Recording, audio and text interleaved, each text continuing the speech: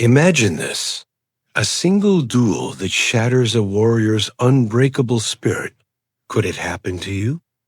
Osaka Castle, 1598. The annual tournament before the emperor. Ryota, age 22, the pride of his dojo, undefeated in 17 consecutive duels, stepped into the arena before 3,000 spectators. His opponent, a nobody, a Ronin from the mountains with no formal training, no reputation, no credentials. The duel lasted 8 seconds. Ryota froze. His mind went blank. His body refused to move, and the Ronin's wooden sword struck him across the face once, twice, 3 times before he even raised his weapon. The crowd fell silent. Then came the laughter, then the whispers, then the shame that would follow him for 3 years. Miyamoto Musashi wrote, "You can only fight the way you practice, but here's what nobody tells you. You can also only live the way you practice. And when you stop practicing, when you lose your discipline, your purpose, your identity, you don't just fail at your craft, you fail at being yourself." This is the story of a warrior who lost everything. Not to injury, not to superior opponents, but to something far more devastating. He lost himself. And the journey back from that darkness, that's the real warrior path nobody talks about. The question isn't whether you'll fall. It's whether you'll find your way back when you do. What if losing yourself was the key to discovering your true strength, ready to uncover how? Chapter 1. The Awakening. The day everything broke. 3 days after the duel, Ryota sat alone in his family's estate, staring at the sword he could no longer bear to touch. 22 years of training, 17 consecutive victories. His master's praise, his father's pride, his village's hope, all destroyed in 8 seconds. The physical bruises on his face would heal in days. A wound to his spirit, that was something else entirely. He replayed the moment endlessly. The Ronin approaching, the crowd watching, the signal to begin, and then nothing. Not fear exactly, not even conscious thought, just emptiness, a void where his training should have been. His body frozen, his mind blank. And in that emptiness, he discovered something terrifying. He didn't know who he was anymore. For his entire life, Ryota had been the warrior, the disciplined one, the dedicated one, the one who would bring honor to his family name. Training at dawn, practicing forms until sunset, meditating through the night, never drinking, never indulging, never straying from the path. His identity was his discipline, his purpose was his practice, his self-worth was his skill. And in 8 seconds, all of it revealed itself as a lie. Or worse, as something so fragile that one moment of pressure could shatter it completely. Week 1, the unraveling. He tried to return to training. His hands shook, holding the sword. His master, Taida-sensei, watched with concern. "Ryota, you're gripping too tightly." "I know," but he couldn't stop. Every movement felt wrong. Mechanical. Dead? "Perhaps you need rest." "I don't need rest. I need ... But he didn't know what he needed. How do you fix something when you don't know what's broken? His fellow students trained around him. Some showed pity. Others whispered. The youngest students, The ones who had looked up to him just weeks ago now avoided eye contact. After an hour, Teda approached. "Go home, Ryota. Come back when you're ready." "I am ready." "No, you're here, but you're not present." The words hit harder than any sword strike. That night, he didn't meditate. For the first time in 8 years, the darkness, Ryota descended fully. He spent his days sleeping, his nights drinking. His family's money, earned through generations of honorable service, wasted on sake and gambling. The disciplined warrior, who once woke before dawn, now couldn't rise before noon. The one who ate simple meals now gorged on excess. The one who lived by Bushido now spat on every principle he'd once held sacred. And the worst part, he felt nothing. No guilt, no shame, just emptiness.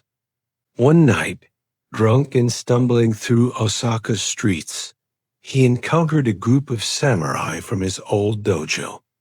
Ryota, one of them Kenji, a former training partner, looked shocked. "Is that you?" Ryota was unshaven, unwashed, unrecognizable. "What happened to you?" "I found out who I really am," his words slurred. "Not the warrior everyone thought. Just nothing." Kenji's expression shifted from shock to pity. That pity hurt worse than any insult could have. "Come back to the dojo. Master Teda can't fix me." "Nobody can because there's nothing left to fix." He stumbled away into the darkness, leaving Kenji watching in silence. Month 6, rock bottom. A monk found him collapsed in an alley, barely conscious, having not eaten in 3 days. The monk, old, eyes sharp despite his age, looked down at Ryota without judgment. "You're dying. Good. Not of hunger, of absence. You've removed yourself from existence while still breathing. You don't understand." "I understand perfectly. You lost a duel, and because you couldn't face that loss, you decided to lose everything else as well." The words should have angered Ryota. Instead, they pierced through his numbness like a blade through silk. "Who are you?" "Someone who walked the same path you're walking. Except I reached the end." "And what's at the end? Death or rebirth? Your choice. But you must choose soon. The path you're on only goes one direction." The monk stood. "If you want to find the other path, the one that leads back, come to Koyasan Temple. 3rd bell after dawn." "Why would I come?" "Because despite everything, some part of you still wants to live. Not just breathe, live. That part will bring you." The monk left. Ryota lay in the alley 3 more hours, staring at the sky, feeling nothing. Then slowly something stirred. Not hope, not determination, just curiosity. What if there is a way back? Chapter 2. The principle sees rebirth through death. Koyasan Temple. 3 days later, Ryota arrived unwashed, hungover, half convinced this was pointless. The monk who introduced himself simply as Bodhi Dharma gestured to a mat. "Sit." For an hour, they sat in silence. Ryota's mind screamed. His body itched. Every moment felt unbearable. Finally, "Why am I here?" "Because you've lost yourself. And you think that's the problem?" "It is the problem." "No," Bodhidharma's voice was firm. "The problem is you think there was ever a self to lose." Ryota didn't understand. Tell me, who were you before the duel? A warrior, disciplined, skilled, honorable. And those things, were they you? Or were they what you did? What's the difference? Everything. Bodhi Dharma stood, walked to a small altar. This is the principle of CI. But to be reborn, you must first truly die. I've been dying for 6 months. No, you've been clinging to the corpse of who you used to be. That's not death. That's refusal to accept death. He lit incense. The smoke curled upward, shapeless, free. The warrior you thought you were the one built on 17 victories. On your family's expectations, and in times you cannot imagine, others will face your same crisis. Young men who built everything on achievement, on others' approval, on maintaining an image, then lost it all in one moment of failure. At the inner pathway, we teach this forgotten wisdom, not how to never fail, how to rebuild after failure destroys you. Because the warrior path isn't about never losing yourself. It's about finding the way back when you do. If you recognize yourself here, if you've lost everything and don't know how to return, this teaching awaits. Not motivation to try harder, understanding of why you fell and how to rise differently. Join us on this path because Ryota's story isn't unique. It's universal. And the way back, though lonely, is walked by all who truly seek mastery. Ryota felt something shift. Not understanding yet, but recognition. So, how do I rebuild? You don't rebuild who you were. You build from nothing. True. See, complete rebirth. That sounds impossible. Good. Then you're beginning to understand. Tomorrow we start. Chapter 3. The Test. Starting from 0. Day 1. Today you will practice your first sword form. I've practiced forms 10,000 times. No, today you practice for the first time. Everything before, forget it. It's dead. You're starting as if you've never held a sword. This felt insulting, degrading, but Ryota had nothing left to lose. Bodhi Dharma handed him a wooden practice sword. The moment Ryota's hand wrapped around it, his hand trembled. Memories flooded back the tournament, the freeze, the humiliation. He dropped the sword. Good, Bodhidharma said. What you're feeling? That's progress. For 6 months, you felt nothing. Now you feel fear. That's better than emptiness. I can't do this. Correct. The old Ryota can't. He's dead.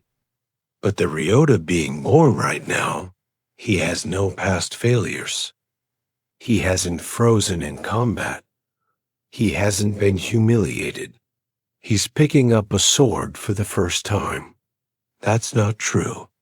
Make it true. That's what practice is. Not maintaining who you were, becoming who you choose to be in each moment. Ryota picked up the sword again, hand still trembling. First form, overhead strike, but not from memory, from presence. Feel the weight. Feel your breath. Move. When movement comes naturally. Ryota raised the sword. His muscle memory tried to activate the perfect form he'd practiced thousands of times. Stop. You're performing, trying to do it right. There is no right. There's only now. Move. This was harder than any training Ryota had ever done. Every impulse screamed to execute the perfect form. But Bodhi Dharma kept stopping him again. But this time, no thought, just breath and movement. 50 repetitions, each one worse than the last by technical standards, each one more present. By the end, Ryota was exhausted. Not physically, mentally, emotionally. How was that? Terrible. My form was awful. My technique was alive. For the first time in years, you weren't performing. You were present. That's the foundation. Everything else builds from there. Week 2, the resistance. Every day, the same practice, basic forms, no advancement, no progression, just presence. Ryota's ego screamed, I'm better than this. I don't need beginner's practice. That voice, Bodhidharma observed, is the old identity trying to resurrect itself? Let it scream. Don't listen. Don't argue. Just return to breath. Return to movement. The old patterns fought hard. Pride, shame, comparison to who he used to be. But slowly, through sheer repetition, something else emerged. Not the disciplined warrior performing perfectly, just Ryota. Present, imperfect, real. Week 4, the shift. During morning practice, something changed. Ryota raised the sword, and for the first time since the tournament, felt no tremor, no fear, no performance anxiety, just movement. His form wasn't perfect, but it was his authentic present. This is what modern understanding will call conditional self-worth. When self-worth depends on conditions outside your control, victories, respect, success, you become a slave to those conditions. And when they disappear, you collapse. Musashi understood this. You can only fight the way you practice, not the way you wish, not the way you imagine. The way you actually move through life daily. Ryota practiced being the winner. He practiced maintaining an image. So when circumstances required adapting, when pressure revealed the gap between image and reality, he had no practice in that. He froze. The neuroscience of breakdown. Modern science will discover what warriors always knew. Your brain creates neural pathways based on repeated actions. Every thought, every behavior, every response practiced enough times becomes automatic. Ryota practiced 17 victories. So his brain wired for winning. When losing occurred, his brain had no pathways for that experience. System crashed. Identity shattered. But here's what else they'll discover. Neuroplasticity. Your brain can rewire always at any age through any trauma. The Ryota who existed before the tournament. Those neural pathways are weakening daily through disuse. The new Ryota forming through present practice. New pathways strengthened daily. You're not rebuilding the old self. Physically impossible. You're building entirely new patterns. That's CI biological rebirth. A Stoic understanding. The ancient Stoics philosophers from Rome taught similar truth. Marcus Aurelius wrote, "You have power over your mind, not outside events." Ryota gave his power to outside events. One duel's outcome determined his entire identity. That's not strength. That's slavery to circumstance. True warrior power comes from one thing. What you practice daily when nobody's watching. Not your victories, not your reputation, your actual daily practice. That's who you are. Musashi's complete teaching. Musashi's full wisdom. You can only fight the way you practice. But he also wrote, do not let your mind stop with the striking of your opponent's sword. Meaning don't attach identity to single moments. Don't let one victory define you. Don't let one defeat destroy you. Flow like water through all circumstances. The warrior who needs to win is weak. The warrior who can lose and continue unstoppable. Ryota absorbed this. finally understanding the depth of what he'd been learning. Chapter 5. The First Transformation. The Duel He Couldn't Lose. Month 4. A traveler arrived at the temple. A samurai seeking challenges. Bodhidharma approached Ryota. He's issued a challenge. I'm offering you the opportunity to accept. Every fiber of Ryota's being screened. No. Memories of the tournament flooded back. I can't. Correct. The old Ryota can't. But the Ryota who has practiced presence for 4 months. What does he choose? I'm not ready. Ready for what? To win? To impress? To prove something? Those are old patterns. I'm asking, are you present enough to step into the arena and simply be there? Outcome irrelevant. Something in the question shifted Ryota's perspective. Not can I win, but can I be present regardless of outcome? I'll do it. The duel, the temple courtyard, 20 monks watching the challenger. A skilled Ronin, older, experienced. Ryota stepped forward, bowed, drew his sword, and waited. The Ronin attacked fast, aggressive, testing. Old Ryota would have frozen or rushed to prove himself. New Ryota simply responded, not from memory, not from fear, from presence. The duel lasted 3 minutes. No decisive victor. Both landed strikes. Both showed skill. When they separated, breathing hard, Ryota realized something profound. He'd been present the entire time. He hadn't frozen, hadn't performed, just been. Win or lose became irrelevant. The victory was being fully there. The Ronin bowed deeply. You're the most present opponent I faced. Higher praise than any victory. Bodhidharma approached after. How do you feel? I don't know. Not proud. Not ashamed, just here. Good, that's mastery. Not achieving something, being something. Now you're ready for the deeper work. But one moment of presence wasn't mastery. What came next would test whether Ryota had truly transformed, or if he simply found another identity to perform. Chapter 6. Deep Training Arc. The Long Road Back. Month 6. A Daily Practice. Bodhidharma introduced advanced training, not in technique and presence. The morning ritual 4 o'clock a.m. Wait without negotiation. 4:15 a.m.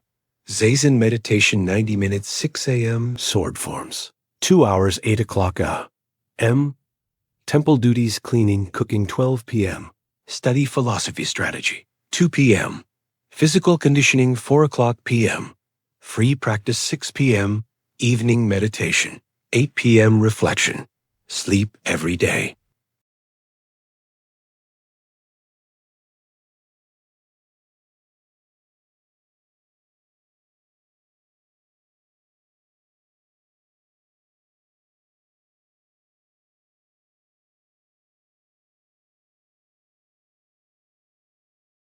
No exceptions, no negotiations, no motivation required, only commitment. This is how you rebuild identity. Bodhidharma taught, not through dramatic change, through consistent present action, the shadow work. But discipline alone wasn't enough. You must face what you're hiding from. Bodhidharma said during evening teaching, I'm not hiding. You're hiding from shame, from the tournament. You've trained presence, but you haven't faced the wound that caused your collapse. He made Ryota describe the tournament in detail. Every moment, every sensation, every emotion. At first, Ryota resisted. Then the words came, halting, painful, real. The freeze, the laughter, the disgrace, the shatter of his identity. Tears came not of weakness, of release. Good. The wound isn't weakness. The refusal to acknowledge it creates weakness. Now it's out. Now it can heal. The meditation insight during deep meditation. Month 8. Ryota experienced something profound. His mind quieted completely. In that silence, awareness arose. This journey, this path from loss to rebuilding. Warriors across all time walk this. The descent into darkness. The struggle back to light. The discovery that the self you lost was never real to begin with. At the inner pathway, we honor this truth. That losing yourself isn't the end. It's the beginning of finding who you actually are beneath the performance. This teaching continues for those who've fallen, who failed, who've lost everything and don't know how to rebuild. Not with motivation, with method, daily practice, present action. If you're in that darkness now, if you've lost yourself and can't find the way back, join us every week. The practices that rebuilt Ryota rebuild anyone willing to commit. Because the way back exists, but only for those who stop trying to return to who they were, and instead build from presence who they are now. The thought passed, but its truth remained embedded. Year 2, the identity that can't break. By year 2, Ryota's transformation was complete, but different than expected. He wasn't the warrior he was before the tournament. He was more real, less polished, more present, less perfect. His technique improved, but that wasn't the point. His presence deepened. That was everything. Other students watched his practice, no longer impressed by perfection, but by authenticity. "How did you do it?" one asked. "How did you come back?" "I didn't come back. That person is dead. I built forward." Chapter 7. The final confrontation, facing the past. Year 3. Return to Osaka. Bodhi Dharma announced. You're ready for what? To face what you fled. The tournament, the arena, the moment that broke you. Fear rose immediately. I don't need to. Yes, you do. Not to prove anything. To complete the circle, to face the place of your death and show yourself you've been reborn. Reluctantly, Ryota agreed. They traveled to Osaka, the castle where the annual tournament was held. Same arena, same crowd. 3 years later, but this time, Ryota wasn't competing, just watching, observing. Then a voice from the crowd. "Ryota, is that you?" His former master Tada Sensei. The recognition was complex. Shock, concern, curiosity. "Master," Ryota bowed. "You disappeared. We thought many things. I lost myself. Spent 3 years finding a way back. And did you?" "I found a way forward, not back." Tada studied him. "You're different. I'm present. I wasn't before. Will you compete?" Every instinct screamed. No. The old fear rose. What if I freeze again? What if I humiliate myself? But then outcome is irrelevant. Presence is everything. Yes, the final duel, Ryota's opponent. Ironically, the same Ronin who had defeated him 3 years ago. The crowd murmured. The rematch. They bowed, drew swords, began, and Ryota was there completely. Not performing, not proving, just present. The Ronin attacked. Ryota flowed. No freeze, no fear, just response. The duel was beautiful. Not because of technical perfection, because of complete presence from both fighters. When they finished, mutual respect, no clear victor. The crowd erupted, but Ryota barely heard them because the victory wasn't the duel. It was being fully present in the moment that once destroyed him. Afterward, I understand now what Musashi meant. Tell me, you can only fight the way you practice doesn't mean perfect your technique. It means how you live is how you perform under pressure. For 3 years, I practiced being the perfect warrior. So when perfection was required and I couldn't deliver, I shattered. Then I practiced presence daily imperfectly, authentically. So when pressure came again, I had practiced being present under pressure. No freeze, just flow.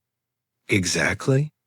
Your daily practice is your identity, not your achievements, not your reputation. What you actually do moment to moment alone when nobody's watching. The deepest truth. Most warriors fear losing a duel, Bodhi Dharma continued. But the real loss is losing yourself. And that doesn't happen in dramatic moments. It happens in small choices daily. When you skip practice, when you perform instead of being present, when you attach your worth to outcomes. Each small choice weakens the foundation. Then pressure comes a duel, a crisis, a moment of truth, and the weak foundation collapses. The way back isn't dramatic either. It's small, consistent, present actions daily, weekly, monthly, building new foundation from nothing. You lost yourself, Ryota, but that loss became your greatest teacher, because now you know identity built on achievement is fragile. Identity built on daily practice is unbreakable. The samurai lesson, teaching the lost. 6 months later, a young samurai hero, age 20, arrived at the temple, defeated, disgraced, lost. Ryota recognized him immediately. Saw himself 3 years ago. Can you help me? Hero's voice was desperate. I can teach you what I learned, but you must do the work. I'll do anything. Good, because the path back requires everything. Ryota led him to the practice grounds. Today, your first lesson, you can only fight the way you practice. Musashi said this. Do you understand it? I think so. No, you don't. Not yet. But you will. Because I'll teach you what my teacher taught me. That this wisdom isn't about sword fighting. It's about life itself. Everything you do daily, every choice, every action, every moment, that's your practice. And when pressure comes, you'll respond exactly how you've practiced. So if you practice being present, you'll be present under pressure. If you practice performing, you'll shatter when the performance fails. He handed Hiro a practice sword. This teaching continues here at the inner pathway. For those who've lost themselves and seek the way back, not to who they were, to who they can become through daily present practice. Every week we rebuild, not with motivation, with method, not with perfection, with presence, not trying to impress, just showing up. If you're ready, if you recognize yourself in this story, walk with us. Subscribe to this path because the journey from lost to found is the warrior path everyone eventually walks. The question isn't if you'll lose yourself, it's whether you'll commit to finding the way back. Hiro bowed deeply. Where do I start?